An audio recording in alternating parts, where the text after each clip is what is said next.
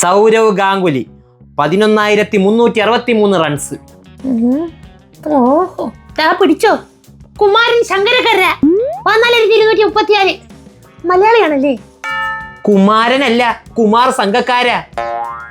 ഓ അങ്ങനെ. വിളിക്ക്. വാ വാ ഇടാ. ചൊറിച്ചില്.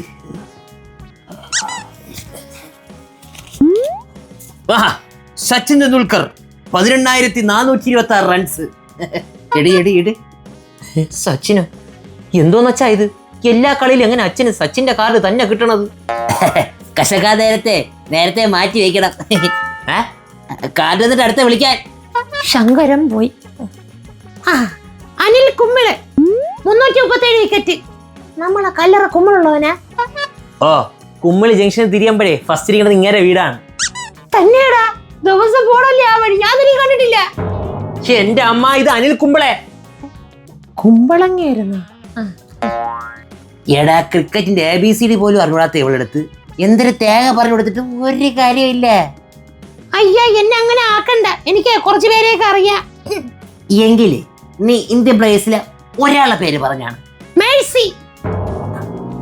നീ അടുത്ത കാർഡ് വിളി. ലസിത് മലിംഗ 338 വിക്കറ്റ്സ്. വിളിക്കച്ചാ. ലസിത് മലിംഗ അല്ലേ? ഈ കട്ടില് മൂട്ട ഉണ്ട് കേട്ടാ, കൊത്തണിരുന്ന്. മുരളീധരൻ വിക്കറ്റ്സ് 534. അതെ, നിങ്ങളെ മൂട്ടിൽ ചൊറിയാൻ നേരത്തെ കാർഡ് മുളച്ചു വരാൻ എന്തെങ്കിലും മാജിക് പഠിച്ചിട്ടുണ്ടോ നിങ്ങള്? ജലജ, ഞാൻ സത്യസന്ധമായി കളിച്ച് ജയിക്കാൻ നേരത്ത് നിനക്ക് എപ്പോഴും ഉള്ളതാണ് ഈ അസൂയ, അല്ലേടാ? അച്ഛനെ ഒന്ന് എണീറ്റാണ്. ഓ, നീ അച്ഛന്റെ സത്യസന്ധതയെ ചോദ്യം ചെയ്യുന്നു അല്ലേ? ചോദ്യം ചെയ്യണില്ല, അറിയാം അച്ഛനൊരു കാട്ടുകള്ളനാണെന്ന്. ഒരു സൈഡ് പൊക്കിത്തരാം. അമ്മ, യുവരാജ് ധോണിക്ക് ഇതായിരിക്കണ്. അയ്യോ, ഇവരിപ്പോഴും ആശ്രയത്തിലേക്ക് കയറിയിരുന്നു. ഓ, മറ്റേ സ്ഥലം സമ്മതിക്കൂല. അയ്യോ മക്കളെ, ബ്രെഡ് ആക്കളോ വീരേന്ദ്ര സഖാവൊക്കെ ഇല്ലാതിരിക്കണേ. ആക്കളോ സഖാവുവാ? എന്തോന്ന് വെച്ചാ ഈ കാണിച്ചു വെച്ചിരിക്കണത്? ഉള്ളത് പറയാം. സച്ചിനെ മാത്രമേ ഞാൻ എടുക്കാൻ ഉദ്ദേശിച്ചുള്ളൂ. പക്ഷെ നോക്കിയപ്പോഴേ ധോണി യുവരാജൊക്കെ ചിരിച്ചോണ്ടിരിക്കണം. പിന്നെ എങ്ങനെയാ എടുക്കാതിരിക്കാൻ നോക്കണം? വിഷമാവൂലേ അവർക്ക്? ഇതുപോലൊരു കാട്ടുകള്ളൻ ഉടായിപ്പൻ വേറെ എങ്ങും കാണൂല. ജലജെ, your father is smiling at the corner. ഓർമ്മ വേണം. ഇനിയിപ്പോ പുതിയ കളിക്കാം. കാർഡും കട് കശക്കട്ട്. സച്ചിൻ. അയ്യോ, സച്ചിന് കാന്തി ശക്തി എന്തോ ഉണ്ടെന്നാണ് തോന്നുന്നത് കേട്ടാ.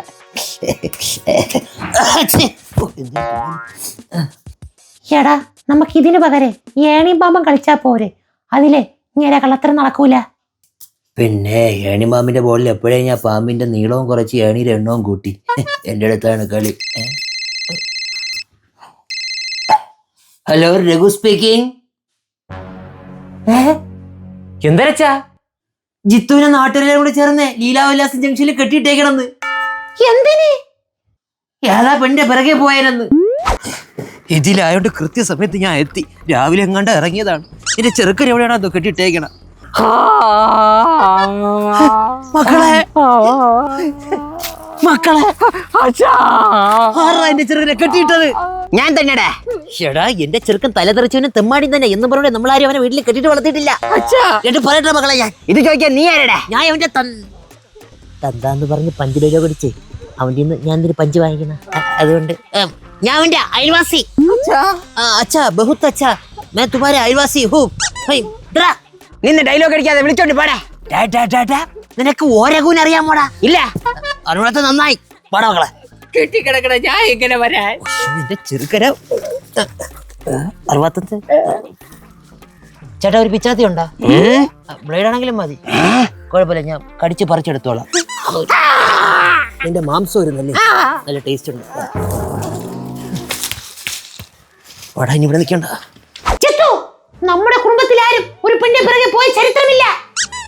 അപ്പൊ അച്ഛൻ അമ്മയുടെ പിറകെ ആയിരിക്കൂല, മുന്നേ ആയിരിക്കും ഇല്ലേ നടന്നത്? അതൊക്കെ പണ്ട്. നീ അച്ഛന്റെ പാത പിന്തുടരാൻ നോക്കുകയാണോ? എങ്കിൽ നീ നശിച്ച്. ഷോ, എന്നാലും ഇത് ഭയങ്കര വൃത്തികേടായി പോയി. കോളേജിലെ ഫാത്തിമ എന്ന് പറഞ്ഞൊരു പെണ്ണിന്റെ പിറകെ നടന്നതിന് സീനിയേഴ്സ് എന്താ ചെയ്തത്? പിടിച്ച് മുത്തോ തന്നത്? മൂത്രപ്പരയിൽ കയറ്റി കുനിച്ചിരുത്തി കൂമ്പിനിടിച്ച്.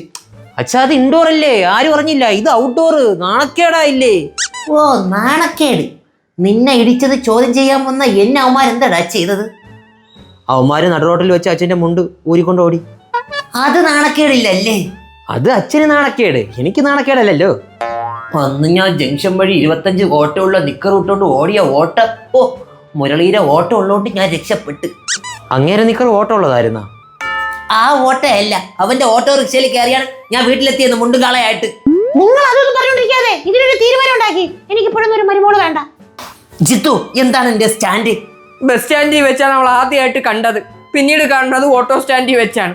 ടാക്സി സ്റ്റാൻഡിൽ വെച്ച് കാണാൻ ചെന്നപ്പോഴാണ് നാട്ടുകാരെല്ലാരും കൂടെ പിടിച്ചു വെച്ച് അടിച്ചത്. ഇതാണ് എന്റെ സ്റ്റാൻഡ്. ഇനി ആ നാട്ടിലെ കുറെ സ്റ്റാൻഡ് കൂടി ഉണ്ട്, അവിടെയും കൂടെ പോകാനാണ് നിന്റെ തീരുമാനം എന്നാണ് ഞാൻ ചോദിച്ചത്. പോണോ വെച്ചാ? ജിത്തു, അസ്ഥിക്ക് പിടിച്ചമ്മാ. അസ്ഥിക്ക് പിടിച്ചെങ്കിലേ നിന്റെ അസ്ഥി ഒഴുക്കാൻ സമയമായി. ഈടാ, ആ പെണ്ണ് നിന്നെ ഇഷ്ടമില്ലാത്തോണ്ടല്ലേ നാട്ടുകാരെ വിളിച്ച് കാണിച്ചു കൊടുത്താ നിന്നാ. പിന്നെ ആ പെണ്ണിന്റെ പിറകെ എന്തിനു പോണത്? ആ പെണ്ണിന്റെ പേരെന്തോന്ന്? പേര് ഷാ. അറിഞ്ഞിട്ട് വെറുതെ അറിഞ്ഞിരിക്കാൻ വേണ്ടി ഇൻസ്റ്റയിൽ ഫോളോ ചെയ്യാലോ. ഓ, അതിന്റെ ഇടയിൽ കൂടെ അവൻ ലൈൻ വലിക്കണം. ഏതാ കൊച്ച്? മേലാങ്കോട് രാധാകൃഷ്ണ കൈമളുടെ മോള് ശാലിനി. അയ്യോ, അതൊരു പൊന്നെ പോലെ കൊച്ചാണ്. സിവിൽ സർവീസിന് പ്രിപ്പയർ ചെയ്യാണ്. നിനക്ക് എന്തൊരു യോഗ്യത അതിന്റെ പിറകെ നടക്കാൻ? യവൻ സിവിലിൽ പോയിട്ട് നാട്ടുകാർക്ക് സാധനം എടുത്തു കൊടുക്കും. അതൊരു സർവീസ് ആണല്ലോ. എടാ, നിനക്ക് വേറെ ആരെയും കിട്ടിയില്ലേ? നിന്നെ പോലെ കഴിവിട്ട ആരെങ്കിലും? അത് മതിയായിരുന്നു. ലവ് അറ്റ് ഫസ്റ്റ് സൈറ്റ് അമ്മ. കാണാൻ കൊള്ളാവുന്ന ഏത് പെമ്പിളിനെ കണ്ടാലും അവ അപ്പോൾ തന്നെ പറയും ലവ് അറ്റ് ഫസ്റ്റ് സൈറ്റ് എന്ന്. അപ്പൊ നീ എന്തിനാണ് പറയണത്? ആദ്യ നോട്ടത്തിൽ തന്നെ ഞാൻ ഉറപ്പിച്ചു, ഓളാണ് എന്റെ ഹൂറി. ഞാൻ കുറച്ച് ഓപ്പൺ മൈൻഡഡ് ആണ് എന്ന് പറഞ്ഞുകൊണ്ട് ഇപ്പോഴേ ഞാൻ പ്രേമത്തിനൊക്കെ എതിരാണ്. അമ്മയെ പ്രേമിച്ച് കെട്ടിയതിന് ശേഷമായിരിക്കും അല്ലേ?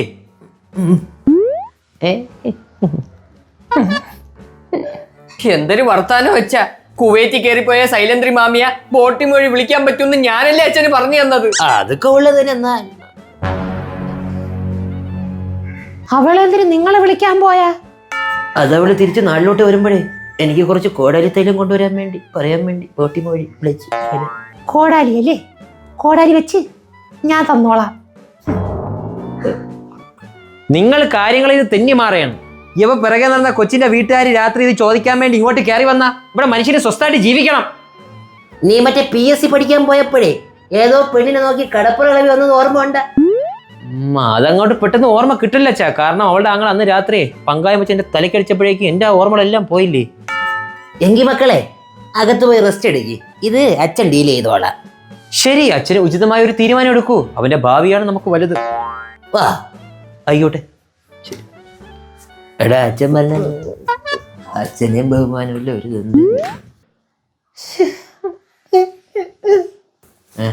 കാല് പിടിക്കാൻ പോയി. ഗ്യാസ് കുറ്റിയിൽ ചാരിരിക്കുകയാണ്. വീട് മൊത്തം കത്തിക്കോ. പാറിപ്പറക്കാൻ തോന്നുന്ന പ്രായമാണിത്. 10-60 വയസ്സായില്ലേ അച്ഛാ? ഇനി എന്തൊരു പാറി പറക്കാൻ?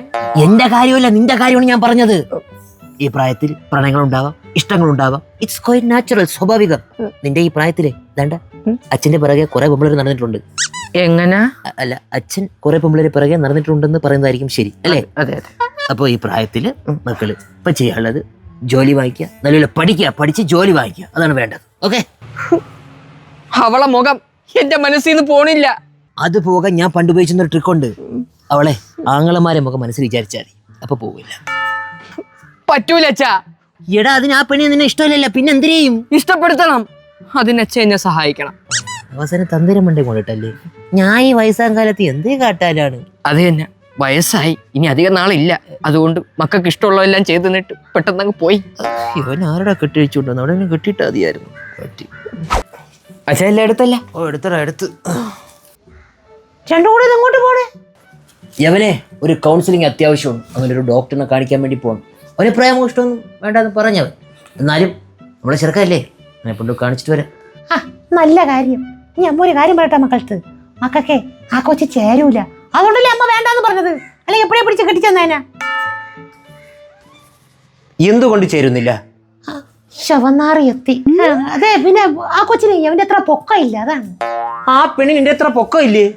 പൊക്കല്ല, വണ്ണം അത്രക്കില്ല. ആ പെണ്ണിന്റെ എത്ര വണ്ണം ഇല്ലേ? വണ്ണല്ല, പ്രധാന കാര്യം മൂക്കെ തുറന്നാണ് ഇരിക്കണത്. ഓ, ബാക്കിയുള്ളവരെ മൂക്ക് അടഞ്ഞായിരിക്കും ഇരിക്കണത്. ചെറുക്കാൻ നിനക്ക് വേറെ പരിപാടിയൊന്നും ഇല്ലേടാ? ഞാൻ അവിടെ പുട്ടും കടലയും പപ്പടവും ഒക്കെ ഉണ്ടാക്കി വെച്ചിട്ടുണ്ട്, പോയി കയറ്റി. ഇത് നേരത്തെ പറയണ്ടേ? ബൈ. പിന്നെ ശരിയമ്മ, പോയിട്ട് നോക്കളെ. അതിന് നീ എന്ത് ചെയ്യണമെന്ന് മോങ്ങണത്? അല്ല, വെറുതെ പോവാൻ നേരത്ത് അമ്മമാർക്കൊരു കരച്ചിലാണല്ലോ.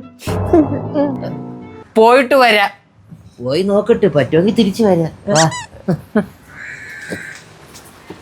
കാണാനില്ലല്ല. അച്ഛാ, ദോ അവള് വരണ്. ഞാൻ തുടങ്ങിയണേ. Article 1 name and territory of the union. Article 2 admission and establish of state. Article 3 എഴുതിയില്ലല്ലോ. ആർട്ടിക്കിൾ 1 നെയിം ആൻഡ് ഞാനൊരു വഴിപോക്കനാണ്. കുട്ടി ആരാണെന്ന് എനിക്കറിയില്ല. ഇത് കണ്ടപ്പോൾ എനിക്ക് ചോദിക്കാതിരിക്കാനും പറ്റുന്നില്ല. ഈ കൊട്ടം വെയിലത്ത് ഇത്രയും ഉറച്ച് കഷ്ടപ്പെട്ട് എന്തിനാ കുഞ്ഞെ പഠിക്കുന്നേ? സിവിൽ സർവീസിനാണോ? അതെ വഴിപോക്കൻ അങ്കിൾ. അച്ഛൻ എന്നെ കഷ്ടപ്പെട്ടാണ് പഠിപ്പിക്കുന്നത്. അതുകൊണ്ട് കഷ്ടപ്പെട്ട് സിവിൽ സർവീസിന് പഠിക്കാമെന്ന് വിചാരിച്ചു. അവളെ നോക്കുന്നുണ്ട്. അടുത്ത ഡയലോഗ് ഇറക്ക്. ഡയലോഗ് പറഞ്ഞുപോയി, അതുകൊണ്ട് കരുതുന്ന ഡയലോഗ് ഓർക്കാൻ വേണ്ടി. Name and territory of. ഈ മകരെ സ്വയംവരം ചെയ്യുന്ന കുട്ടി ഭാഗ്യവതി തന്നെ ആയിരിക്കും. ഒന്നും മൈൻഡ് പോലും ചെയ്തില്ലല്ലോ അച്ഛാ. സിവിൽ സർവീസിന് പഠിക്കുന്ന കുട്ടിയാണവൻ. തിരുനാടൻ നടത്തണ. സിവിൽ സർവീസിന് പഠിക്കുന്ന കുട്ടിയെ അപമാനിക്കുന്നു. അവള് പോയച്ചാ. നീ സിവിൽ സർവീസിന് പഠിക്കുകയല്ലേ? ഏത് ബുക്ക് കയ്യിൽ വെച്ചിരിക്കണ? ആയിരവല്ലി ഭദ്രകാളി ക്ഷേത്രം, കള്ളിപ്പാറ. ഉത്സവത്തിന് നോട്ടീസ് എടുത്തോണ്ട് വന്നേക്കണ. അമ്മയുടെ റൂമില്. അമ്മയുടെ നായ.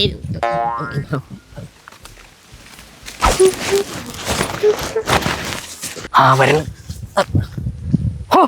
ഒരു ദിവസം പോലും ഒരാളെയും ഞാൻ സഹായിക്കാതിരുന്നിട്ടില്ല. സഹായിക്കാതിരുന്ന് എന്റെ കൈകൾ വിറയ്ക്കുന്നു. ഈശ്വര, ഈ നാട്ടിൽ ഒരു പിച്ചക്കാരൻ പോലും ഇല്ലേ എനിക്കൊന്ന് സഹായിക്കാൻ? ஐயா, நீ யாருன்னு எனக்கு தெரியல. நான் வந்து ஒரு பிச்சைக்காரன். எனக்கு ஏதாவது தந்து சഹായിക്കണോ ஐயா? എന്റെ കിഡ്നി തരട്ടാ. എന്റെ ലക്ഷങ്ങൾ വരുന്ന ATM കാർഡ് എല്ലാരും കണ്ടില്ലേ? കൊണ്ടുപോയിക്കോളൂ. കുട്ടി കണ്ടില്ലേ, ഞാൻ ലക്ഷങ്ങൾ വരുന്ന ATM കാർഡ് കൊടുത്തു. ഒന്നുകൂടെ കൊടുക്കണോ? അതിന് அம்மா பார்த்ததில்லையா? எவ அருமையான தங்கமான கொடுப்பு பையன். எனக்கு ஒரு மகள் இருந்தா இவனு கண்டிப்பா நான் கட்டிச்சு கொடுக்க. ഇതെന്തിന് എന്റെ അടുത്ത് പറയണ? லாட்டரி ஆப்பர்ச்சுனிட்டி மிஸ் பண்ணாதே. கூடாது, சிவில் சர்வீஸ் ப்ரிப்பேர் பண்றதுக்கு.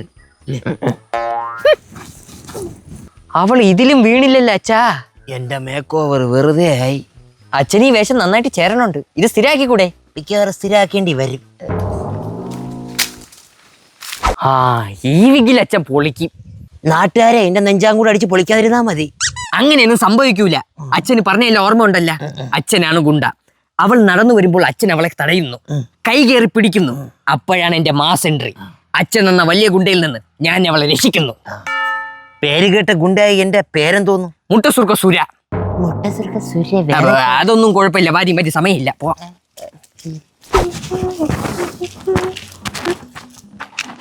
മുട്ടസുർക്ക സുര. അയ്യോ, ഞാൻ വാഴയ്ക്കൊപ്പം കഴിച്ചായിരുന്നേ. നാളെ മാമന്റെ മുട്ട സുർക്ക വാങ്ങാം. ഞാൻ മുട്ടസുർക്ക വിൽപ്പനക്കാരനല്ല, ഒരു ഗുണ്ടയാണ്. എന്റെ പേരാണ് മുട്ടസുർക്ക സുര. നല്ല പേര്. ശരിയേ? അങ്ങനെ അങ്ങ് പോയാലോ? നീ കൊള്ളാലോടി പെണ്ണേ.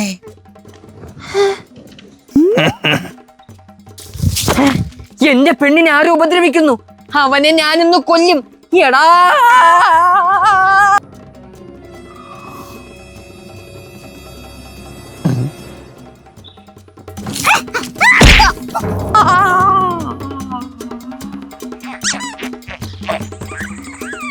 നീ പെണ്ണുങ്ങളെ കൈ കയറി പിടിക്കൂല്ലടാ. പിന്നെ ഇപ്പൊ പിടിച്ച ആണിന്റെ കയ്യിലാ. എന്റെ കയ്യിൽ നിന്ന് പെണ്ണിനെ രക്ഷിക്കാൻ വന്ന എന്റെ ചെറുക്ക എവിടെ? ഉസൈൻ ബോൾട്ട് പോലും ഇങ്ങനെ ഓടൂല. എന്റെ മുട്ട സുർക്ക രണ്ടായി. ഇനി സുർക്ക സുര മതി. മുട്ട പോയി. ഇവിടെ നിക്കണ റോഡ് ക്രോസ് ചെയ്യാൻ കണ്ണ് കാണാത്തവരായ ആരുമില്ലേ? എനിക്കൊന്ന് ക്രോസ് ചെയ്ത് വിടാനായിരുന്നു. മക്കളെ, ഞാൻ ഒരു കണ്ണ് കാണാത്ത ഒരാളാണ്.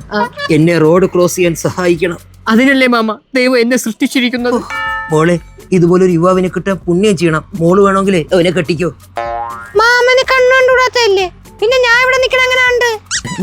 അത് പിന്നെ ഈ യുവാവ് സഹായിക്കാമെന്ന് പറഞ്ഞപ്പോൾ പെട്ടെന്ന് ചെവി കൂടെ എനിക്ക് കാഴ്ചശക്തി കിട്ടി. മോനെ എന്നെ അപ്പുറത്താക്കി താ. ആക്കിത്തരാം മാമ. എല്ലാം കുളമായി. അതെ, ഒന്ന് നിന്നാണ്. പുല്ല് ഞാനും തിരിഞ്ഞു നോക്കി. എന്തൊക്കെ ചെയ്തിട്ട് എന്നെ ഇംപ്രസ് ചെയ്യാൻ പറ്റുന്നില്ലല്ലേ? ഇംപ്രസോ? അതെന്താ? അതിന്റെ അർത്ഥം പോലും എനിക്കറിയില്ല. അഭിനയിക്കാൻ വിളിച്ചോണ്ട് വന്ന ആളെടുത്ത് പറയണം, കഥാപാത്രങ്ങൾ മാറുമ്പം ആ വോയിസ് മോഡുലേഷനും കൊടുത്തിരിക്കണ കൂതറ കയ്യിൽ കണ്ണി വെച്ചേക്കണ പൊട്ട കണ്ണാടിയും കൂടെ മാറ്റാൻ. വേറെ ആരെങ്കിലും വിളിച്ചോണ്ട് വന്നാ മതിയായിരുന്നു അഭിനയിക്ക്. പിന്നെ നിന്റെ ഈ കുതിര പരിപാടിക്ക് മോഹൻലാൽ മമ്മൂട്ടി വരും. മക്കളെ, കൈമടുത്ത് പോയി പറയല്ലേ, ഞാനേ അവൻ്റെ ഒരു അകന്ന ബന്ധുവാണ്. അച്ഛനാണ്. അച്ഛനാണ്. സോറി അങ്കിൾ, നേരത്തെ ആളറിയാതെയാണ് അടിച്ച് കുഴപ്പമില്ല, ഇടയ്ക്കിടയ്ക്ക് എനിക്ക് കിട്ടാറുണ്ട്. പിന്നെ എനിക്കൊരു കാര്യം കൂടെ പറയാനുണ്ട്. എന്താ?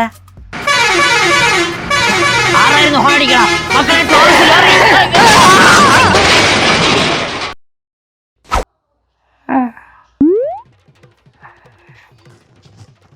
മോള് കൃത്യസമയത്ത് ഇവര് ഹോസ്പിറ്റലിൽ എത്തിച്ചോണ്ട് രക്ഷപ്പെട്ട്.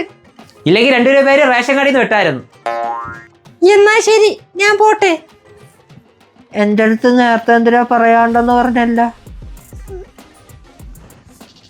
വീട്ടുകാരെല്ലാരെയും കൂട്ടി ഒരു ദിവസം എന്റെ വീട്ടിലോട്ട് പോവാ. പോവല്ലേടാ, ഇവിടെ അച്ഛനെ JCB ഉണ്ട്, കോരി എറിയാനായിരിക്കും.